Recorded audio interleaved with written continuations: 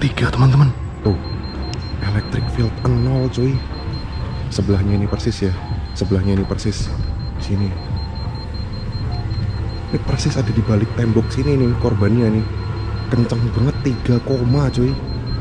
Level tertinggi yang pernah aku dapat. Mbak Siapa mbak namamu? Sorry. Gimana bang?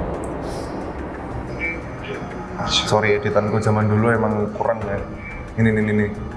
Oh anjir. Itu apa ya? Banget.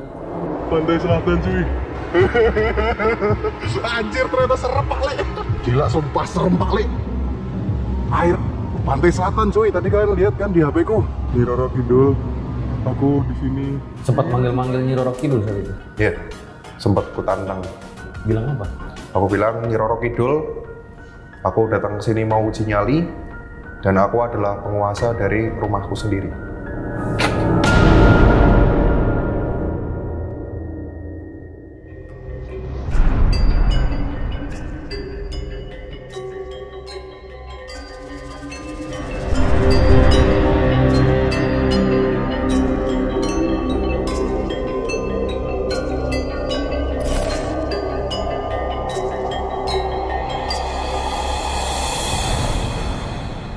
Kembali lagi bersama gue Fajar Aditya, kali ini di Om Mamat Season 5 live dari Semarang.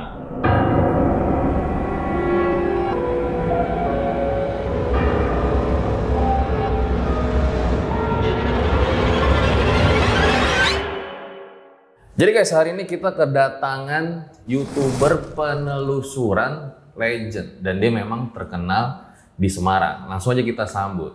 Halo Bang Jo. Halo. Panggilannya bukan Kajo ya? Terserah sih. Kalau Kajo ntar YouTube lebih dari TV. Oh iya, waduh, nggak berani Kajo, maaf. Beda ya, beda. Berani. Legend itu mah dia. YouTuber penelusuran total udah berapa tahun? Dari 2018, berarti 7 tahun ya? Itu penelusurannya sendirian? Sendirian. 2018. Tadi aku bilang 2017 apa 2018? 18 tadi. 18 ya? Oke, cool. Aku belum tidur teman-teman, sorry ya. 18, 7 tahun, sendirian.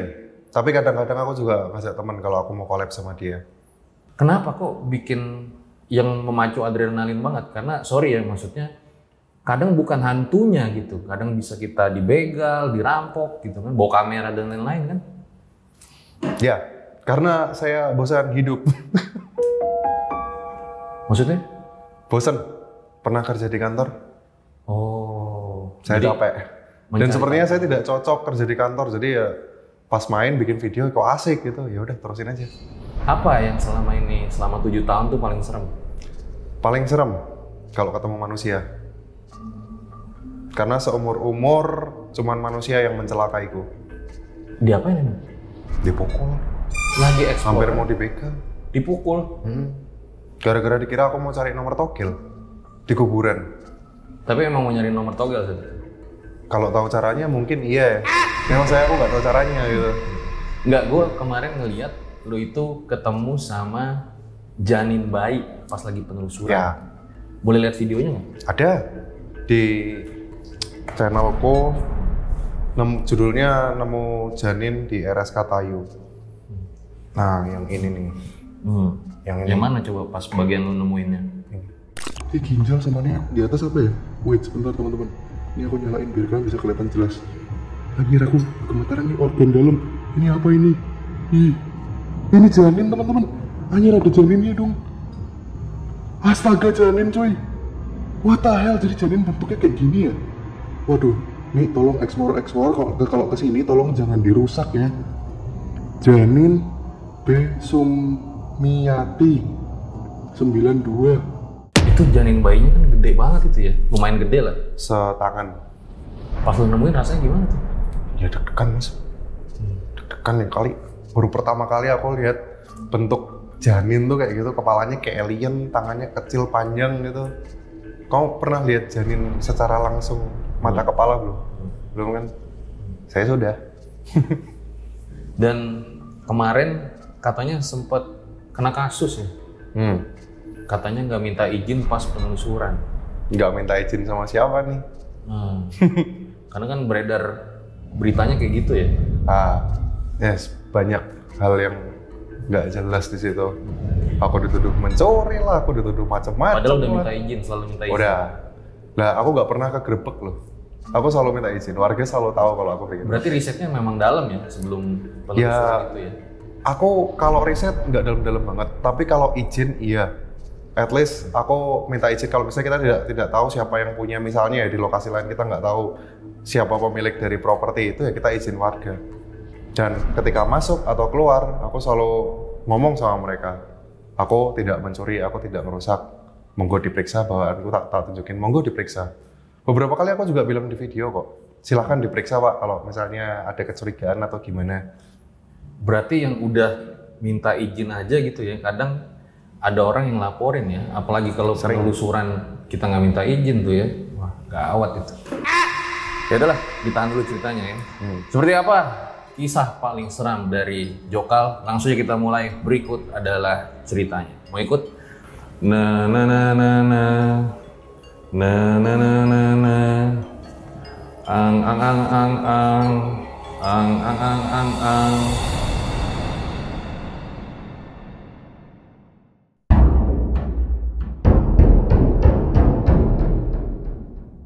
Seperti biasa kalau di RJL nggak ada narasumbernya, kita suruh tambah-tambahin cerita. Nah, kemarin gue juga sempat lihat lu nantangin Nyi Roro Kidul pakai baju hijau malam-malam ke pantai selatan. Yoi. Kayaknya baru aku ya yang bikin kayak gitu ya. Maksudnya sampai ke tengah laut ya. Kalau yang di pinggir-pinggir kan udah banyak ya. Ceritanya kayak gimana sih Bang? Jadi pertama, aku cuman heran aja, bener nggak sih ini memang Nyi Roro Kidul tuh ada gitu. Pertama itu, bukannya aku sok-sokan, tapi memang aku kayak pengen tahu beneran nggak sih kalau aku pakai baju hijau, apakah aku akan kiap petamat di situ? Apakah aku bakalan hilang diterpa ombak? Soalnya sejauh yang aku tahu, orang-orang yang hanyut itu kan gara-gara istilahnya kalau nggak salah rip current ya, rip current gitu, itu kayak arus angin yang membelah ombak, ya kurang lebih kayak gitulah. Dan kenapa baju hijau tuh sering kayak gitu, maksudnya hilang gitu, itu kan gara-gara hijau warna sama kayak air laut, jadi sulit dicari gitu loh. Oke, dan itu mitos di pantai selatan. Aku pengen nyoba kira-kira kalau aku melakukan hal yang sama dan lebih ke tengah lagi, apakah aku akan terseret ombak gitu karena pakai baju hijau gitu, sama kayak karena aku menantang Nyi Roro Kidul, ya aku cobain aja daripada aku tanya-tanya doang kan, daripada aku cuma denger-denger doang, mending aku cobain gitu. Tapi aku nyoba di pantai yang memang nggak ada tulisan dilarang masuk ke air gitu. Jadi kan aku nggak melanggar peraturan yang udah ditetapkan gitu. Udah aku masuk ke air dan ya biasa aja sih. Cuman aku ini orang yang nggak punya riwayat mabuk laut. Abis dari situ tuh aku kayak muntah-muntah, pusing, aku nggak ngerti dah. Mungkin kecapean kali ya, dari Semarang sampai Jogja kali. Itu pantai bukan ombaknya kenceng banget? Sebenarnya kenceng, cuman dia gimana ya? Jadi bentuk pantainya tuh kayak ada, ini teluk apa selat sih yang menjorok ke darat itu. Nah itu terus dia dipecah sama dua dinding jurang gitulah. Jadi ombaknya tuh pecah sama dua ini. Sampai sini udah ringan gitu, udah kecil ombaknya. Berarti lo naik perahu jauh tuh? Ya sekitar 50-60 sekitar itu meter dari. Di pantai nggak ada orang tuh malam-malam pantai selatan? Ada temanku. Kalau warga udah nggak ada. Soalnya itu bener-bener gelap. Cahaya itu memang ada beberapa lampu sih, cuman tidak cukup terang untuk menerangi sekitar gitu. Yang paling terang ya cuman center kami berdua gitu. Sempat manggil-manggil Nyi Roro Kidul saat itu? Iya, sempat kutantang. Bilang apa? Aku bilang, Nyi Roro Kidul, aku datang ke sini mau uji nyali, dan aku adalah penguasa dari rumahku sendiri. Lo ngomong gitu di pantai selatan tuh? Iya. Pakai baju hijau? Iya. Nggak ngerasa lucu tuh? Wow. Berani maksudnya? Penguasa rumahku sendiri. That's so funny. Temen lu ngalamin sesuatu nggak? Si Al biasa aja sih, temenku biasa aja sih dia. Cuman dia tak suruh, cobain nih naik perahu nih, asik loh main ombak. Nggak berani. Itu perahu dia. siapa ya? Perahuku. Punya perahu? Iya. Tapi sekarang udah bocor. Di pantai itu? Iya. Itu perahu tak bawa dari Semarang. Wah gila sih. Bikin konten niat banget lu. Ya, cari unsur pembeda dari orang lain. Lu pernah juga ketemu ojol yang bawa penumpang hantu? Ya, di kuburan. Gimana ceritanya awalnya? Konyol, aku mau uji nyali itu. Tiba-tiba langsung ada orang lewat kan. Uji nyali di kuburan. Yang nggak usah disebutin lah, kuburan pokoknya. Kuburan yang ada di pinggir suatu daerah. Pokoknya bebas manusia lah, aku suka lah tempatnya, sepi. Gitu kan. Tiba-tiba ada ojol lewat. Tak pikir, anjir siapa nih orang nih. Aku udah pegang-pegang sini nih, kan pisau aku taruh di sini nih. Tuh aku bener-bener takut kan.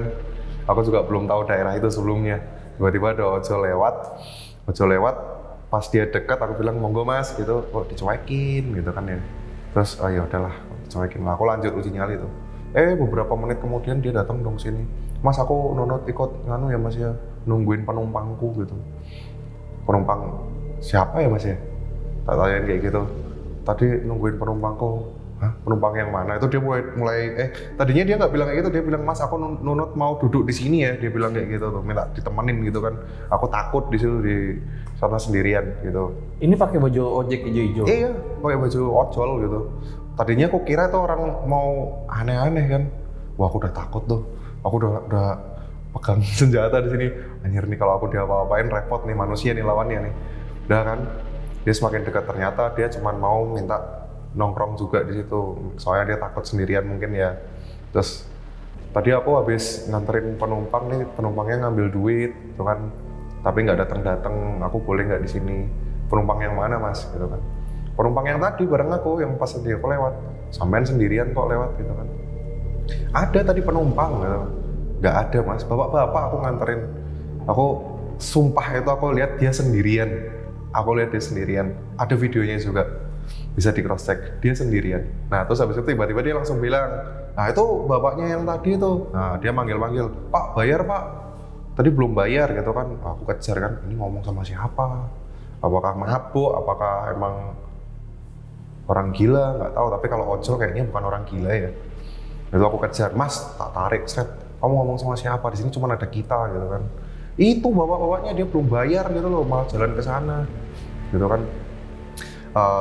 Aku kayak ini orang mabuk kayaknya, tak kasih duit, udah pulang aja mas, kamu ngapain sih aneh-aneh, tak kasih duit, tak suruh pulang gitu dia. Nah setelah dia pulang, aku heran kan, anjir nih orang mabuk nih kayaknya nih. Terus aku pikir apa jangan-jangan benar yang dia omongin ya bapak-bapak kan. Ya udah aku ambil EMF ku, aku lihat ke arah belakangnya gitu, tak lihat, loh kok level 3, wah kabur aku. Bener berarti yang dia omongin. Ada kemungkinan ya, ada indikasi kemungkinan bener yang dia omongin. Karena EMF itu belum tentu di kuburan tuh dia sampai level 3, level 4 gitu. Soalnya kan di situ kan juga jauh dari listrik juga di situ. Dia bilang nggak sosok bapak-bapaknya kayak gimana? Enggak, dia cuma bilang dia habis nganterin bapak-bapak ke kuburan. Iya, katanya rumahnya ada di belakang kuburan itu. Emang ada rumah di situ? Enggak ada, kampung agak jauh. Nggak tahu. Dan fun fact-nya adalah aku datang ke kuburan ketemu ojol itu udah yang kedua kalinya. Yang pertama kalinya itu aku muterin kuburan itu. Memang nggak ada apa-apa keanehannya, cuman aku pas muterin itu ada beberapa spot yang memang bau parfum yang sering dipakai bapak-bapak. Aku nggak bisa mendeskripsikannya, tapi baunya tuh kayak parfum yang sering dipakai bapak-bapak ya. Kelihatan lah parfum bapak-bapak tuh kayak gimana lah gitu lah.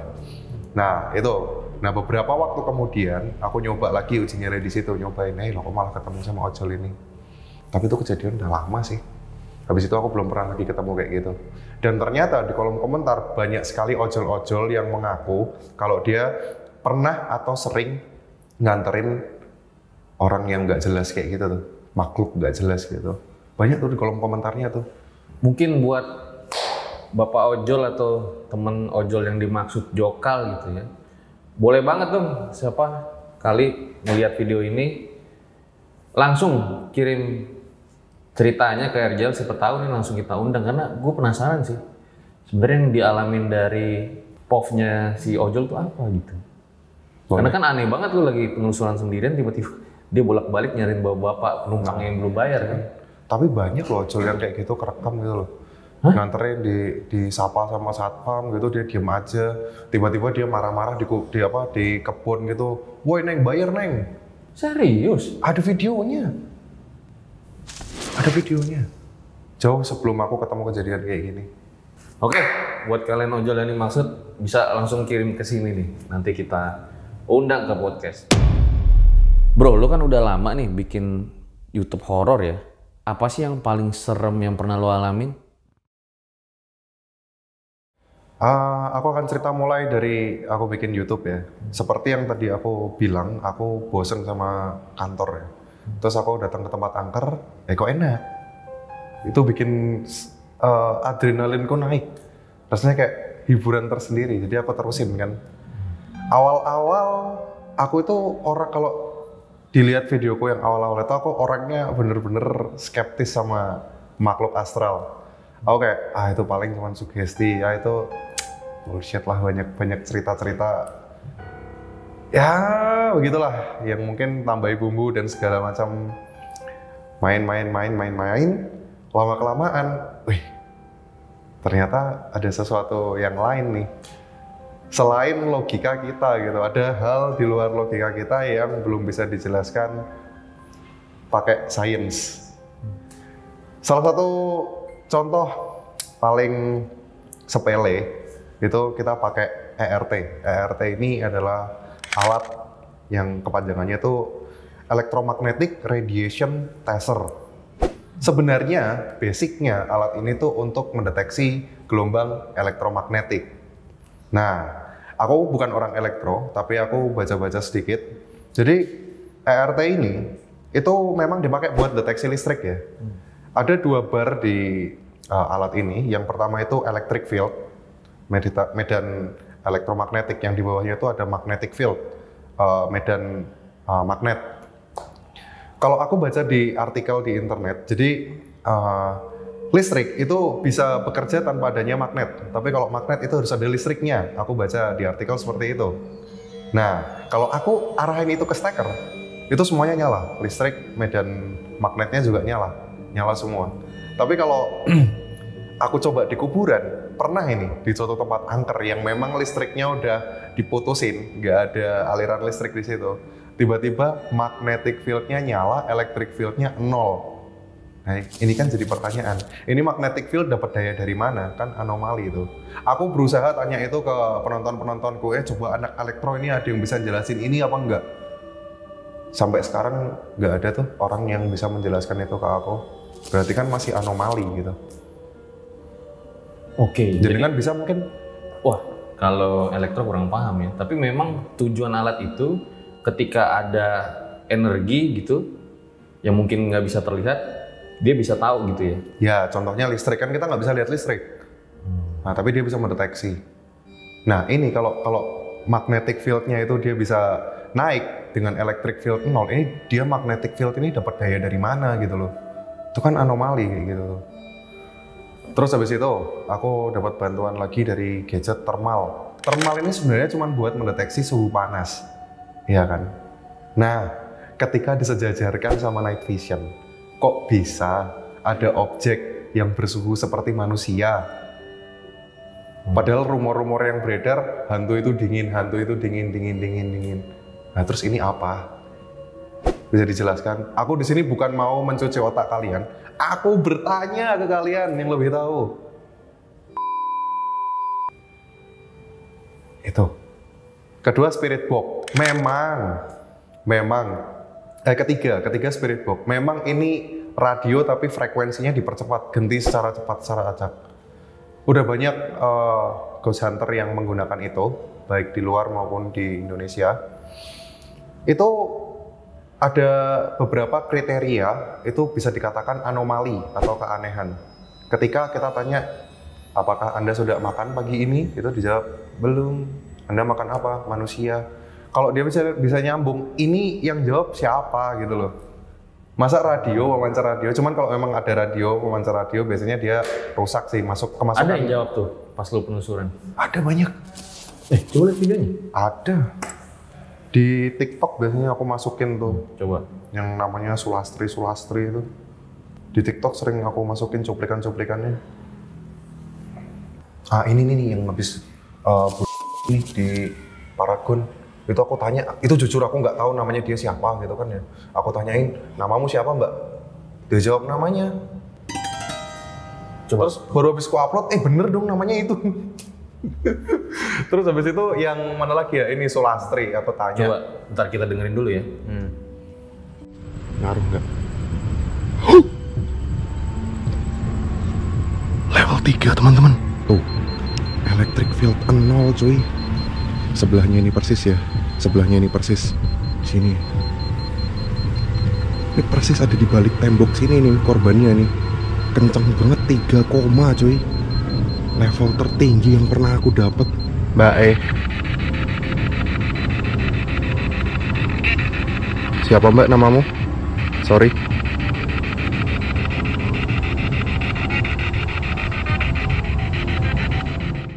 Kayak bete gitu dia jawabnya pertanyaanku. Jadi tuh bisa dengar kalau ada orang jawab gitu, bukan orang lah, saya nggak tahu siapa yang jawab gitu. Ya kurang lebih. Tapi untuk penekanan alat-alat yang digunakan sekarang, bahkan seperti idola kalian yang kalian bangga-banggakan di kolom komentar saya, sampai sekarang alat untuk mendeteksi kekuatan spiritual itu masih belum sempurna, belum bisa 100% dikatakan valid. Tapi ya adanya itu ya untuk kita yang sekarang ya biasanya cuma pakai itu. Iya tadi dia bilang ya, udah gitu. Namanya dulu udah kayak cewek bete gitu ya. Sekali lagi aku nggak tahu, tapi kadang-kadang relate gitu loh sama pertanyaanku, sama apa yang ku alami. Anomali, ada yang bisa jelasin di sini? Boleh komen di bawah. Nah mungkin ini dari tadi pada penasaran ya, nanti yang tadi kita lanjutin di belakang ya. Kalau pengalaman paling seram, Jokal? Tetap RSK Tayu. Aku 3 kali ke situ. Yang pertama tuh tahun 2018 atau 19 ya. Itu pertama kalinya aku menginjakkan kakiku di RSK Tayu. Itu di situ aku sangat sombong ya dulu ya. Jadi aku terlalu skeptis sama yang namanya makhluk astral. Aku jalan ke depan dengan sangat percaya diri, ngerasa kayak Semarang udah didatengin tempat angker semua dan aku bisa menaklukkannya. Saatnya menaklukkan kota lain. Datang ke RSK Tayu, rumah sakit terbengkalai pertama yang aku datengin.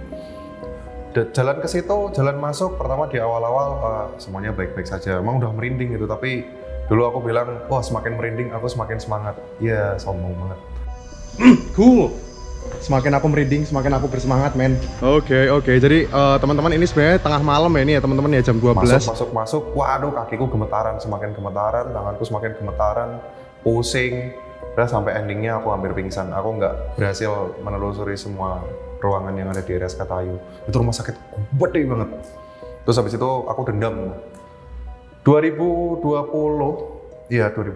aku datang lagi ke situ. Itu berhasil muterin semua rumah sakit itu. Di yang pertama aku dapat penampakan genderuwo waktu aku ngedit. Itu bentuknya kayak makhluk berbulu gitu. Kayak manusia, kayak orang gitu bentuknya, kayak manusia gitu. Cuman berbulu. Itu yang pas mau pingsan? Iya, itu yang waktu aku mau pingsan. Aku orang kedua yang datang ke situ. Kenapa kok mau pingsan? Aku nggak tahu. Vibes-nya beda banget. Kayak auranya mencekam gitu. Sangat. Mungkin suatu ketika Mas Fajar mau ke situ, mau coba sendiri. Karena terakhir aku datang beberapa minggu yang lalu dan aku masih ketakutan ternyata. Itu RS apa gitu? Mungkin bisa dijelasin penonton? Itu dulu rumah sakit peninggalan kolonial dari zaman Belanda dulu. Tapi aku lupa tahunnya dari tahun berapa gitu. Ada kok di internet. Tapi itu udah dari zaman kolonial. Terus terakhir kali aktif itu 2015 kalau nggak salah. Habis itu terbengkalai. Jadi udah dari lama itu rumah sakit Kristen Tayu Pati. Gitu. Nah, udah masih banyak keanehan di situ. Aku datang lagi 2020 udah bisa uji nyali. Terus habis itu ketiga kalinya aku datang. Aku pikir RSK Tayu paling sekarang udah nggak angker lagi gitu kan ya. Masuk merinding dong di situ. Udah gemetaran lagi tuh kaki. Padahal aku udah ke alas Murwo loh. Enggak, itu pas ke rumah sakit terbengkalai itu ke kamar mayatnya? Iya. Yang video kedua sama ketiga kok kamar mayatnya. Ada apa di sana? Ada tempat mayat. Ya, cuman itu. Menurutku yang paling serem malah tempat ruang operasinya sama ruang bersalinnya. Karena video ketiga itu aku dapet janin di situ. Aku pikir apa ini di dalam toples gitu kan ya. Terus habis tak lihat-lihat, ih kok kayak ya gitu ya.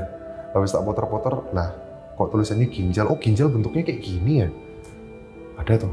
Terus habis itu aku lihat lagi sebelahnya, oh apa ini kok kayak gumpalan-gumpalan kayak jeroan manusia ya, tak lihat.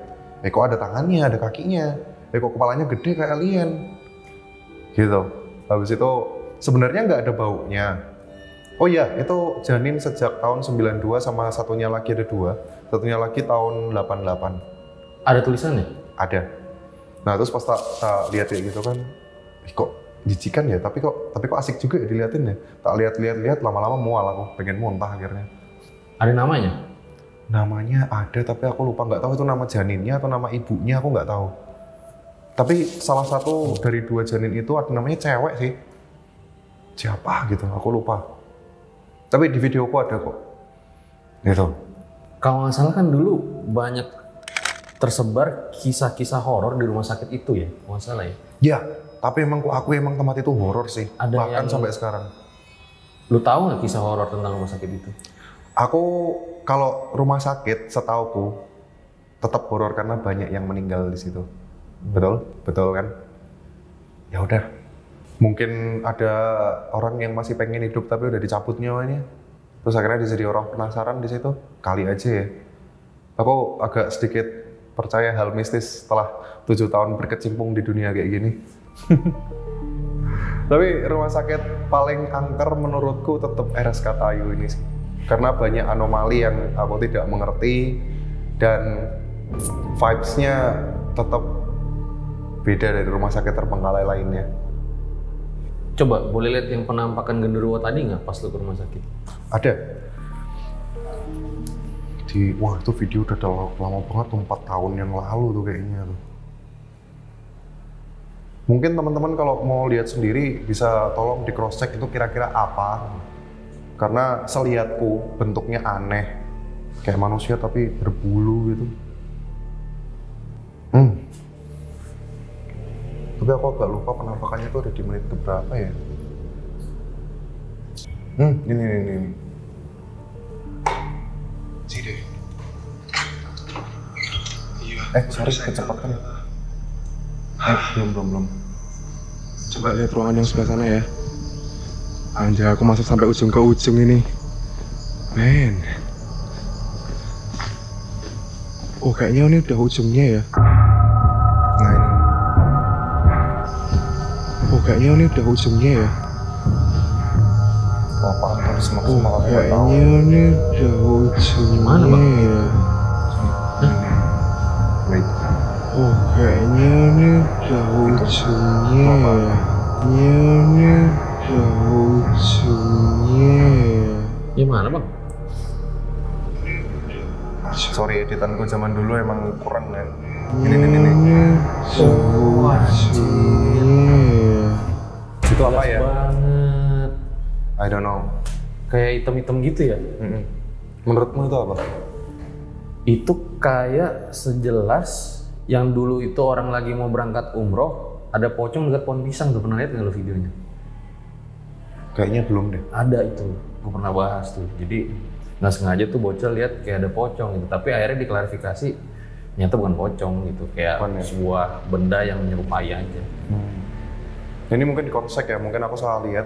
Tapi kalau selihatku sih itu aneh, Mirip genderuwo ya? mirip genderuwo. Itu kalau penelusuran sendirian, orang-orang gitu kan males banget ya. Asik sebenarnya. Malah asik ya. Semakin merinding, semakin menyenangkan. Kayak lu psikopat lu ya? I don't know, mungkin kali ya. Oh iya. Gitu. Mungkin Mas Hajar bisa coba kali. Suatu ketika sendirian kan, krunya biarin di luar aja. Kalau kayak gitu, izinnya minta ke warga. Kalau izinnya kayak gitu, kalau ada satpamnya kita izin ke satpam. Oh masih ada satpamnya? Kalau RSK Tayu ini izinnya ke preman kita, warga hitungannya. Karena biasanya preman yang mintain duit. Cuman kalau masak RSK Tayu sekarang mahal. Mahal? Kalau dulu paling kasih rokok aja, kalau sekarang ya Berapa sih? Nggak enak aku nyebutinnya. Nanti kalau takutnya kalau aku sebutin gini nanti besok dimahalin lagi gitu. Soalnya dari tahun ke tahun naik terus harganya. Kayak sembako ya. Ya begitulah. Soalnya banyak juga yang datang ke situ kan. Termasuk youtuber gede gitu pada datang ke situ. Gue denger kemarin katanya lu sempet melihara boneka yang ada isi hantunya gitu. Ya. Dan itu gangguin lu. Awal ceritanya gimana sih? Iseng. Aku lihat waktu itu tren spirit doll. Jadi orang-orang ini pada pelihara boneka, tapi dianggap kayak anaknya sendiri gitu loh. Salah satu contoh artisnya boleh sebut nama, Ivan Gunawan. Dia kan waktu itu kan punya boneka spirit doll itu. Terus bener Ivan Gunawan punya spirit doll? Iya, ada kok videonya. Wah, gue Ivan Gunawan yang gede, yang desainer. Ada. Itu dia pelihara boneka itu tuh. Terus waktu itu kalau nggak salah ada temennya mau pegang itu, hati-hati gitu, kayak diperlakukan layaknya manusia banget. Terus aku lihat di Thailand, mereka ini juga ada tren pelihara kayak gitu, dan itu ada anomalinya tuh. Jadi spirit doll ini dikasih minuman dekat sama dia, itu airnya bisa naik terus netes. Nah aku kepikiran kan, tapi harganya mahal tuh spirit doll tuh, bisa nggak tahu mahal lah pokoknya lah, dan aku nggak mampu beli lah. Jadi aku pikir, kayaknya aku bisa nih bikin spirit doll versiku sendiri yang lebih murah gitu kan ya. Aku beli di marketplace, boneka murahan gitu kan, tapi bisa keluar suaranya. Aku kubur tuh di kuburan. Besoknya aku ambil, aku coba tuh pakai alatku EMF, dulu masih punyanya EMF. Aku lihat lah, kok langsung naik di studioku itu, kok langsung level 5 gini, kok kenceng banget. Tak pikir, oh mungkin baterainya, oh mungkin speakernya. Aku cabut tuh baterai sama speakernya. Udah aku cabut, aku coba lagi. Loh kok masih kenceng? Wah ini kayaknya aku perlu tanya sama temanku yang IndiHome nih. Karena aku punya beberapa temen yang memang praktisi supranatural ya. Aku punya beberapa temen yang memang praktisi supranatural. Niatku mau aku tanyain ke mereka ini ada apa, dan kamu tahu nggak, aku belum cerita ke kamu tahu nggak apa yang sudah aku lakukan sama boneka ini sebelumnya sampai dia bisa kayak gini gitu kan. Nah janjian ketemuan besoknya kan, malamnya tiba-tiba nyala sendiri tuh boneka tuh, nangis sendiri dia. Padahal aku ngerasa speakernya udah aku cabut, baterainya udah aku keluarin. Kok bisa? Ada videonya, tapi udah lama itu. Nah habis itu aku samperin, suaranya hilang. Aku tanyain sama teman-temanku yang spiritualis, ya memang dari beberapa orang yang aku tanyain ada yang relate dari omongan mereka. Tapi setelahnya aku tanyain lagi, kamu mau bersuara lagi apa enggak? Dia nggak ngeluarin suara, akhirnya aku ledakin boneka itu. Cuman buat entertain sih ngeledakinnya sih. Karena aku juga nggak butuh kan, udah selesai syutingnya tuh. Kenapa diledakin? Ya buat apa lagi? Lu bisa jual di OLX loh. Emang ada yang mau beli? Boneka bisa nangis sendiri. Banyak anjir. Iya kalau sekarang gue live-in TikTok tuh. Iya kalau dia nyala sendiri. Orang itu aja di hari ketiga, keempat setelah aku selesai tanya aja dia nggak keluar suara lagi kok. Oh pas hari itu doang ya? Nah cuman itu, malam setelah aku ambil dia dari kuburan. Enggak, itu lo kubur bonekanya di kuburan siapa? Enggak di kuburannya siapa, tapi di kompleks kuburan desa yang memang udah ya bentuknya udah kayak gitu, bisa dilihat sendirilah di video, jarang didatengin orang, kayu patoknya udah lapuk, tapi nggak di kuburannya orang juga, di sebelahnya gitu yang tanah kosong gitu. Aku gali, aku kubur di situ. Niatnya iseng-iseng coba-coba sih. Mungkin suatu saat nanti aku akan bikin lagi kalau teman-teman subscriberku banyak yang minta. Soalnya seru juga tuh kayak gitu. Habis itu rumahku jadi angker habis itu. Tapi seumur hidup pernah lihat penampakan hantu nggak sih, atau diteror hantu secara ekstrim? Di teror hantu secara ekstrim, paling banter paling aku nggak bangun 3 hari paling gara-gara kecapean. Habis uji nyali gitu, rasanya pengen tidur aja. Ya udah tidur, habis itu bangun, udah besok, udah hari keesokan harinya. Tapi masih capek, tidur lagi, udah gitu terus. Oh jadi memang hanya berupa kayak capek gitu ya? Sama diawasi kiri kanan, tapi paling cuma 3 hari seminggu, udah. Seperti merasa ada yang ngawasin gitu? Aku ngerasa paling banter kalau aku ngerasa diawasi atau sesuatu mengikutiku atau sesuatu yang tidak biasa seperti biasanya, itu paling banter seminggu sih. Habis itu udah semuanya normal.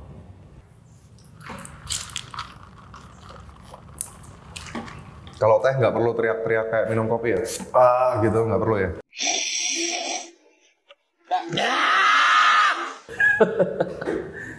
Apa sih? Tahu nggak ya kenapa orang kalau minum kopi itu habis diseruput teriak itu buat biar apa itu? Gak ngerti juga ya. Soalnya gue lagi ngopi sih. Oh. Sama lambung. Sebelum aku jadi YouTuber, aku ceritain. Ada satu cerita yang ada satu pengalaman yang aku nggak ngerti nih.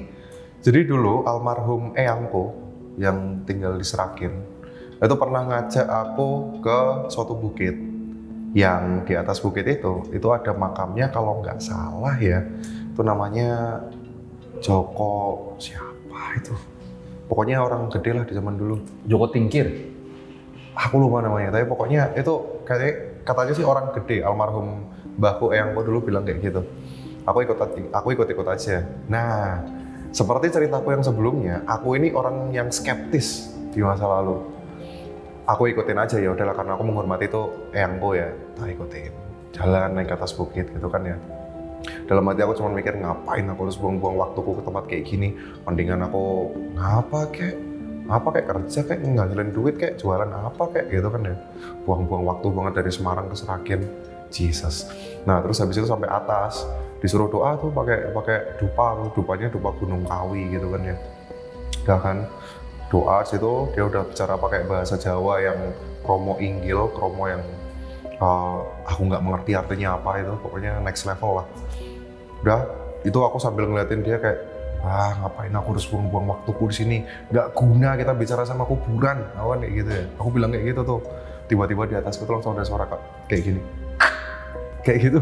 Aku langsung bilang, eyang, nggak ada apa-apa lagi. Tapi sumpah itu ada suara tuh di atas. Gara-gara aku kurang ajar di situ sih. Tapi aku bicaranya dalam hati. Eyang, ngapain kita di sini? Nggak ada gunanya. Ngapain kita bicara sama kuburan yang bahkan kita nggak tahu siapa dia gitu kan ya. Tiba-tiba, tapi aku ngomongnya pakai bahasa Jawa. Mbah ngopo to mbah rene iki dhewe ra kenal karo wong iki. Artinya seperti yang tadi aku jelaskan. Tiba-tiba di atasku langsung ada suara kayak gitu. Terus habis itu aku langsung diam. Salah nih. Tengah malam itu aku diajak ya. Sedikit cerita sebelum aku jadi YouTuber. Enggak, sama eyang ke kuburan ngapain malam-malam? Eyangku kan kejawen yang itu. Jadi aku nggak tahu tuh dia ngelakuin ritual apa gitu. Tapi kalau aku nggak, aku udah modern. Aku keturunan kejawen tapi nggak gitu. Ada nggak sih hal-hal ritual kejawen yang mungkin Bang Jo ini selama itu lihat gitu ya, yang dilakukan keluarga gitu? Ya, dan aku tidak sampai masuk ke otakku. Nyuci keris. Setiap malam satu suruh. Aku lupa ya. Biasanya orang Jawa kalau nyuci keris setiap apa ya, Her? Satu suruh ya? Ya itu sih. Pakai air kembang gitu buat apa gitu. Itu kan besi ya. Dikasih air karatan dong. Harusnya kan diasah toh. Itu yang aku nggak habis pikir gitu. Ini bukan aku menjelek-jelekkan budaya Jawa ya, aku hanya bertanya gitu loh, why? Tapi kalau jawaban dari omku yang orang Jawa juga, jadi dia bilang yaitu kita nguri-uri budaya Jawa gitu. Kita memelihara budaya Jawa. Mungkin pertanyaan anak kecil ngelihat orang tuanya kayak gitu kali ya saat itu ya. Ya kurang lebih. Menarik juga ya, jadi baru tahu nih ternyata memang ada turunan kejawen ya Bang Jokal ini ya. Kemarin ke Desa Sumala juga. Yoi. Nemuin apa tuh? Ke Desa Sumala, niat saya datang ke situ tuh mau uji nyali. Nah, kita YouTuber nggak usah kebanyakan pencitraan nih, jujur-jujur aja. Saya pun juga pengen naik. Jadi berhubung itu trafficnya masih kenceng waktu itu, aku pengen uji nyali di situ kali aja. Memang bener ya, kayak gitu. Sampai sana malah di luar skenario gitu, malah jadinya ketemu warga, malah kita wawancara di situ. Ternyata banyak orang di sana, semua orang di sana bilang itu cuma cerita fiktif. Aku nggak bermaksud mau nyerang siapapun. Aku datang ke sana tujuanku tuh mau uji nyali. Siapa yang nyangka malah ketemu narasumber di sana, aku tanyain ternyata jawabannya seperti itu. Ya udahlah. Tapi sempat diomelin warga pas mau uji nyali itu. Aku nggak frontal sih. Aku baru uji nyali ketika aku dengar cerita yang aneh. Mungkin terakhir nih ya. Gimana sih awal cerita lu kemarin bisa berurusan sama kasus gitu pas lagi penelusuran? Jadi ini tuh aku survei ya lewat doang, terus aku lihat ada rumah terbengkalai kan. Aku tanyalah warga. Kata warga tempat itu udah terbengkalai lama. Nah, dengar-dengar juga tempat itu tuh punya kasus gitu, tapi orang-orang nggak pada tahu dulu kasus apaan. Ya udah kan, sampai masuk ke persidangan gitu. Nah, terus aku tanya, Pak, boleh nggak bikin konten di sini? Oh iya, boleh aja. Ya udah, aku bikin konten di situ. Rumahnya mewah nih. Mewah, tapi udah kosong gitu. Nah, udah pada rusak juga dalamnya. Nah, sekitar 8 bulan kemudian dengar berita nih, oh aku dilaporin nih kayak gini nih. Aku cross check lah ke situ. Ini rumah sebenarnya tuh punyanya siapa gitu loh. Dan apa bener ini kasus dilaporin kayak gini nih. Setelah di cross check, ternyata tuh rumah sitaan bank. Ya aku mikir, oh kalau orang awam, kayaknya orang pada umumnya tahu ya kalau misalnya kita menjaminkan sesuatu ke bank dan kemudian kita tidak bisa membayar uang yang sudah dikasih sama bank, otomatis barang kita akan disita kan, objek kita akan disita kan. Memang atas namanya punya kita, cuman kan kekuasaannya kan nggak di kita lagi, betul? Aku tanya sama Mas Fajar deh, jenengan punya motor, dilalah jenengan butuh uang, jenengan jaminkan surat-suratnya ke bank. Karena suatu hal ketika ditagih, jenengan nggak bisa bayar bank itu, otomatis kendaraan Anda ditarik. Ya udah toh, apakah itu memang itu kendaraan memang atas namanya jenengan, tapi apakah jenengan punya kekuasaan lagi sama barang itu? Iya kan udah ditarik ya. Nah, dan ketika aku bilang ini udah disita, banyak pihak yang bilang itu cuma dijaminkan, itu nggak disita. Aku bisa kok nunjukin bukti kalau itu udah disita dan udah masuk proses lelang. Tapi aku waktu itu di video klarifikasiku aku nggak berani nunjukin nganunya ya, websitenya karena aku data orang. Ya sebenarnya itu dijual sih, bagus juga buat mereka. Cuman aku kayak takut karena itu ada nama banknya gitu. Aku pun cuma bilang itu bank. Di sini bang, ini website kan ya, semua orang bisa ngakses.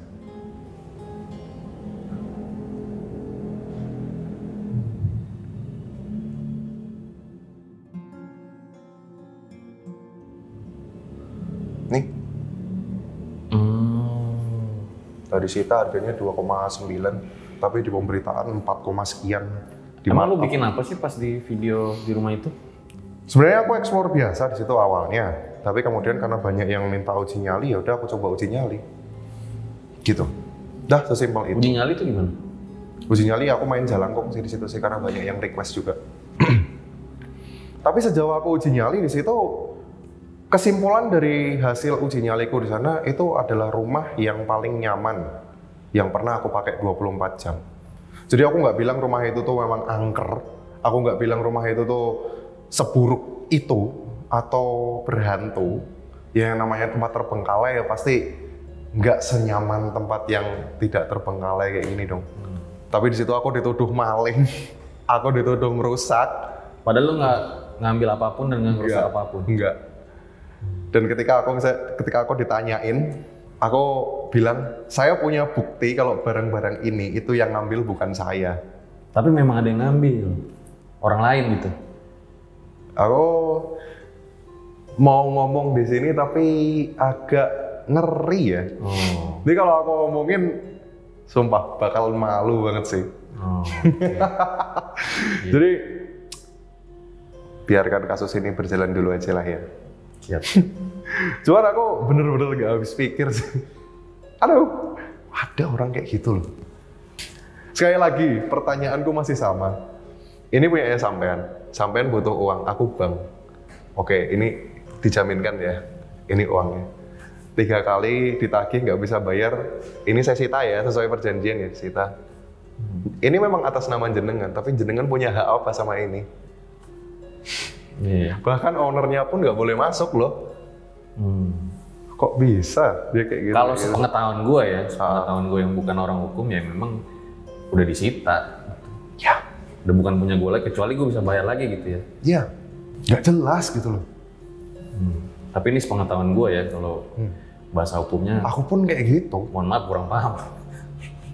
Aku pun kayak gitu. Dan kayaknya semua orang yang hidup di Indonesia juga kayaknya kayak gitu ya. Ya udah disita bank emang nggak bisa ngapa-ngapain lagi kan? Iya, asal jangan harga diri yang disita ya. Wah, berat tuh. Harga diri disita. Harga diriku dijatuhin loh. Aku dituduh mencuri, aku dibilang pengrusak, aku dibilang maling, sampai masuk ke TV-TV. Oh, masuk TV juga loh? Belum terbukti aku udah dituduh kayak gitu, gila. Di pemberitaan, di kolom komentar tuh, apalagi di TikTok tuh banyak banget orang bilang maling nih, mana ada yang mau ngaku. Nah pas lu baca lu dibilang maling, lu dibilang tukang ngibul gitu ya, terus nggak minta izin, yang lu rasain apa? Kalau netizen yang bilang aku kayak gitu, aku jujur tidak peduli. Karena kalau mau jadi influencer harus siap dibully, walaupun kita nggak melakukan gitu. Tapi lu pernah nggak sih, supaya penonton rame gitu ya, gue tambahin gimmick-gimmick kan, ada boneka kuntilanak gue taro gitu. Aku pernah gimmick. Nah, gimmick dipukulin orang. tapi di ending video aku bilang ini gimmick ya teman-teman ya. Jadi yang namanya gimmick seperti ini. Itu video udah tahun berapa tuh? 2019. Aku masih ingat temanku itu Panji Arta. Pura-pura dipukulin orang. Iya, tapi actionnya keren tuh. First person gitu kan ya, mau dipukulin orang gitu kan, tangkis-tangkis gitu kan. Ending-endingnya aku dicekek gitu. Keren. Tapi dari video lu bilang, Ya, gimmick. Tapi kan emang gimmick beneran. Aku sebenarnya banyak ngelakuin gimmick loh. Tapi gimmick yang tolol, contohnya kayak setiap video aku sering bilang hello, pakai muka bodoh gitu. Itu kan gimmick hitungannya. Iya sih. Tapi kalau setting gitu dibumbu-bumbuin jarang ya, horor gitu. Dibumbuin model gimana?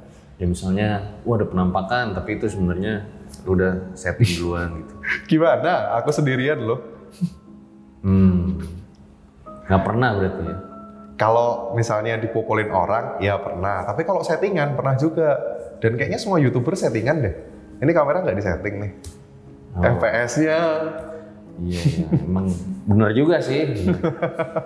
Semuanya settingan, coy. Lighting-nya disetting. Editingnya. Gue bilang editan ya memang semua video offline diedit, cuy. Gitu ya? Udah, gue tungguin lagi deh lu. Ini apa?